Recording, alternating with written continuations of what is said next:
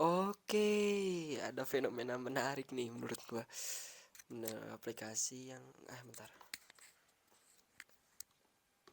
Udahin aja lah. Yang lagi hype di TikTok fenomena ini oleh anak-anak remaja, anak-anak muda, kalangan pelajar, lebih tepatnya pelajar. Fenomena tersebut adalah mereka mengutarakan keresahan mereka di TikTok. Formatnya gini, templatenya kayak gini. Tahun mereka lahir, strip 2022. Emang berat banget pakai lagu eh jika aku bisa. Seru, seru, seru, seru. Tapi alay, tapi seru, ya udah nggak apa-apa. Tapi balik itu ada hal yang lebih menarik menurut gua, yaitu orang-orang yang jempolnya jahat. Jempolnya jahat itu orang-orang dewasa yang sudah melewati fase-fase tersebut. Mungkin jika dibandingkan dengan orang dewasa seusia anak remaja tersebut memang lebih berat. Contohnya gini, gue ini udah lahir 2003 dengan melihat video anak-anak tersebut yang 2008, 2007 sampai 2022. Masalah berat banget ini, bla bla bla bla. Mungkin jika dibandingkan gue mungkin lebih berat, tapi mungkin tidak ada wadahnya. Tapi gue tidak ada wadah untuk mengungkapkan keresahan gue pada saat itu. Tidak seperti sekarang yang hidup serba mudah, terutama dalam mengungkapkan keresahan mereka. Kalau berjujur, gue sendiri merasa jijik, alay, geli melihat konten tersebut. Tapi ada satu hal yang ternyata mengubah pemikiran saya, yaitu tentang bagaimana cara orang, bukan cara orang, cara bijak menyikapi sesuatu yang tak tersentuh oleh kita. Mereka anak-anak muda, gak enak. Mereka anak-anak muda mungkin tidak merasa alay dengan mengunggah video soal keresahan mereka di sosial media. Tapi kita orang sebagai orang yang sudah melewati fase tersebut, mungkin merasa alay, merasa apa sih ini video gua pada saat seusia kalian, gua pulang sekolah jalan kaki, kalian diantar, mungkin seperti itu. Kita nggak ada motor, kita pakai angkot, kita jalan bareng-bareng sama teman. Kita kalau ada PR dikerjain, mungkin kalau nggak dikerjain besoknya dikerjain pagi bareng teman-teman, mungkin seperti itu. Dan mengungkapkan keresahan-keresahan kita lainnya di kolom komentar tuh, kayak gitu pak, orang-orang dewasa itu. Tapi ada hal yang mengubah pemikiran saya, yaitu tentang tadi, bagaimana cara bijak untuk menyikapi hal yang tidak tersentuh oleh kita. Selain diam, bagaimana cara mengomentarinya, yaitu adalah saya ingat saya ingat bagaimana saya mengingat alasan kawan saya rela berhutang demi sebuah HP, demi suara handphone, atau istilah zaman sekarang adalah pay letter. Di mana yang saya itu sangat kontra terhadap hal itu. Gue menyarankan ke dia, ya udah mending nabung aja sebisa mungkin, jangan berutang, apalagi demi sebuah HP yang notabene pada saat ini adalah itu nggak butuh butuh banget dong. Nggak kayak makan, nggak kayak selimut. Tapi beda ternyata zaman sekarang, HP itu udah menjadi kebutuhan pak, yang pada akhirnya gue bisa memahami alasan kenapa dia rela berutang demi sebuah handphone.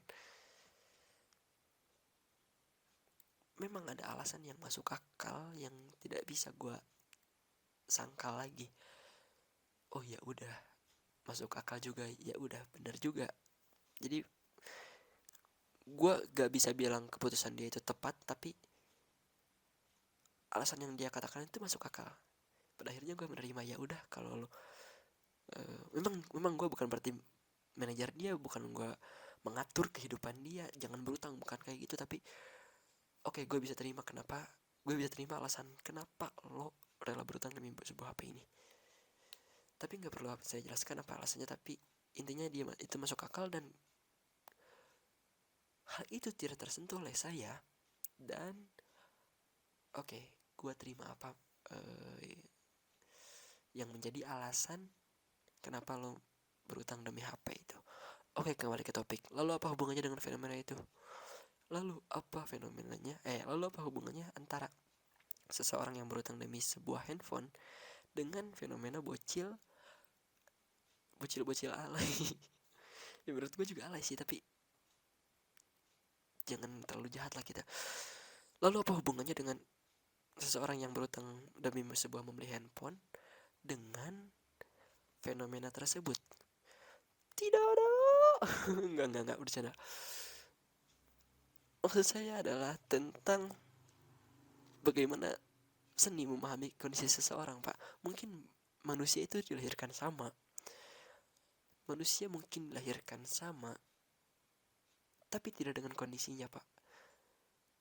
Itu yang mungkin tidak tersentuh oleh banyak manusia. Orang dengan kondisi yang sama mereka bercerita, mungkin kita bisa menerimanya dengan mudah. We can relate kalau bahasa anak zaman sekarang itu. Kita bisa menerimanya dengan mudah. Oh iya, gue juga ngalamin hal ini, gue juga pernah ini. Lalu kalau gue sih waktu itu pas ngalamin ini, gue melakukan hal itu. Mungkin lo enggak, mungkin yang lain berbeda. Iya bener-bener di kelas gue juga pasti ada tuh orang kayak gini. Di kelas gue juga tuh ada tuh orang kayak gitu. Ada orang pintar, orang yang nyontek tapi gak mau, tapi orang pemalas tapi orang pintar. Emang ada aja, tapi sekarang kondisinya berbeda, Pak. Zamannya juga berbeda. Maka saya rasa cara menyikapinya pun berbeda. Kita mungkin sulit pada usia belasan tahun, pada usia remaja, tapi kita bahagia, Pak. Meskipun sulit, kita bahagia dan bisa menikmati hal itu, bisa menikmati perjalanan hal itu. Kalau dibandingkan dengan kondisi kita sekarang, jika dibandingkan dengan kondisi kita pada saat umur belasan tahun, tentu saja kita pasti akan memilih di mana usia kita belasan tahun, yang di waktu yang sama kita melihat anak-anak usia belasan tahun mengungkapkan keresahannya di video TikTok. Kita pasti, wih, lu nggak tahu aja dunia kehidupan yang asli dunia itu bisa menyeramkan apa, lu nggak tahu aja. Tapi kita tidak bisa menyamaratakan usia kita, kondisi kita pada saat usia mereka saat ini. Itu mungkin berbeda, Pak. Itu yang tidak bisa kita samakan. Mungkin memang itu candaan, konteksnya candaan, gue setuju itu candaan. Bahkan gue sendiri mengatakan itu video tersebut alay, tapi jangan terlalu kasar, Pak. Jangan langsung diulti skill 1, skill 2, skill 3. skill 2, skill 1, skill 2 basic attack dulu. Berbanding terbalik dengan zaman sekarang yang dimana hidup serba mudah, tapi seolah-olah sulit untuk mendapatkan kebahagiaan. Kita anggap mereka tidak merasakan hal yang sesulit kita, se-effort kita, tapi kita memandang mereka seolah mengeluh dengan kondisi mereka yang serba mudah ini. Kebahagiaannya sulit digapai meskipun dengan hal-hal yang serba mudah, tapi kita sulit dengan mudah mencapai kebahagiaan meskipun tidak hidup di zaman yang serba mudah. Ternyata kebahagiaan seseorang itu beda-beda, Pak. Dan menurut saya tidak ada tolak ukurnya. Maka sebagai kakak nih, kita tidak bisa membandingkan keresahan kita dengan keresahan mereka di usia yang sama, karena kondisinya berbeda. Mungkin banyak dari kita setuju bahwa harta kekayaan bisa mendatangkan kebahagiaan. Betul, kebahagiaan membutuhkan uang. Kadang-kadang, iya. Betul, waktu pun bisa dibeli dengan uang. Kenyamanan pun bisa dibeli dengan uang. Betul, dengan harta kebahagiaan, betul. Tapi Lalu apa alasan koruptor melakukan korupsi? Apakah sebenarnya koruptor itu adalah orang miskin? Ternyata tidak. Kalau dilihat-lihat mereka itu adalah orang yang berkecukupan, bahkan kita bisa bilang mewah. Mereka hidup dalam kemewahan, tapi mereka masih korupsi. Itu menandakan bahwa mereka tidak bisa mengendalikan kebahagiaan mereka, tidak bisa mengendalikan batas.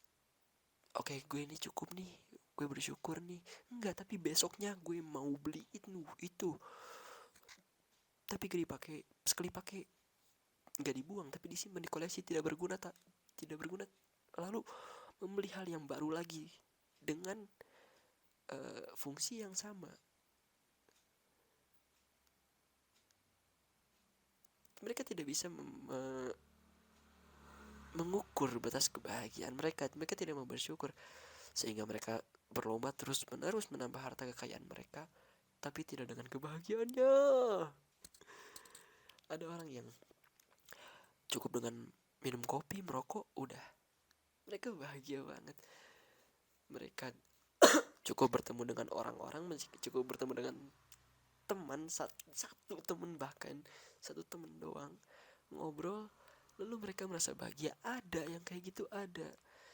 Itulah mereka, orang-orang yang tahu batas kebahagiaan mereka. Bukan batas kebahagiaan maksudnya, oke, kalau gue segini gue bahagia, udah deh, cukup bersyukur.